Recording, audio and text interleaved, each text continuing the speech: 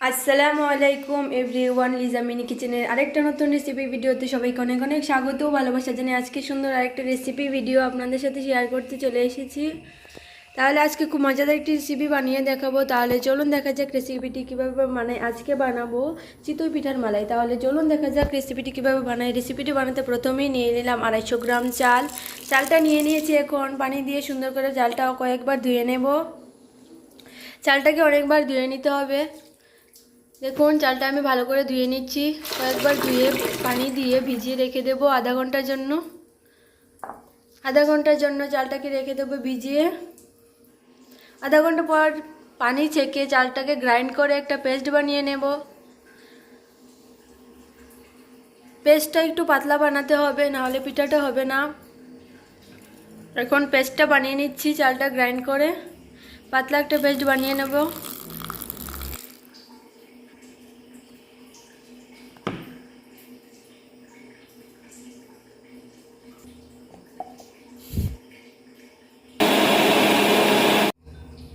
পেস্টটা আমার বানানো হয়ে গেছে, দেখুন এরকম একটা পেস্ট বানিয়ে নিলাম।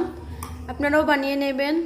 দেখুন এরকম একটা পেস্ট বানিয়ে নিয়েছি, এরকম পাতলা করেছি দেখুন। এখন নিয়েছি কুড়িয়ে রাখা নারকেল। নারকেলটা আমি কুচিয়ে নিয়েছিলাম। দেখুন পিঠাটা বানাতে নারকেল লাগবে, নারকেল দিলে পিঠাটার স্বাদ আরও বেড়ে যাবে। এখন পেস্টের মধ্যে দিয়ে দেব পরিমাণ মতো লবণ। লবণটা দিয়ে দিয়েছি, এখন দিয়ে দেব কুচিয়ে রাখা নারকেলটা। সবটা দেব না, অর্ধেকটা নারকেল দিয়ে দেব। নারকেলটা দিয়ে দিয়েছি, এখন ভালো করে নারকেলটা মিশিয়ে দেব। ভালো করে একটু ফেটিয়ে নেব পেস্টটা। ভালো করে ফেটিয়ে এখন দেখুন পেস্টটা আমার তৈরি করা হয়ে গেছে। এখন চুলায় ছোটো একটা কড়াই বসিয়ে দিয়েছি, দিয়ে দেব এখন পেস্টটা। এরকম অল্প অল্প করে গোল গোল করে আমি পিঠাগুলা বানিয়ে নেব। এরকম পিঠাগুলা ঢাকনা দিয়ে দিতে হবে যতক্ষণ না হচ্ছে।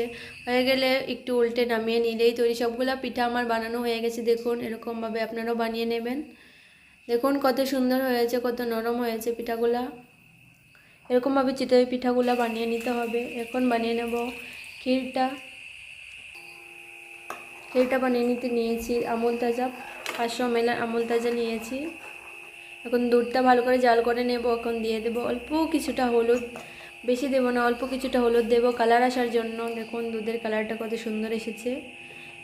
কিছুক্ষণ জাল করে নিয়েছি, এখন দিয়ে দেব অর্ধেক যে নারকেলটা ছিল সেই নারকেলটা।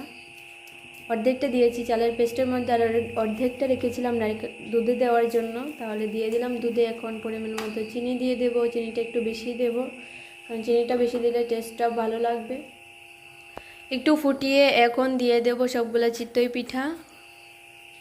একে একে সবগুলা পিঠা দিয়ে দিয়েছি। এখন কিছুক্ষণ জাল করে নামিয়ে নিলেই তৈরি আমাদের সুন্দর চিতই পিঠা। চিতই পিঠার ক্ষীরটা হয়ে গেছে আমার, এখন প্লেটে নামিয়ে নেব। দেখুন কত সুন্দর হয়েছে, আপনারাও ট্রাই করবেন, আশা করি আপনাদের কাছে ভালো লাগবে।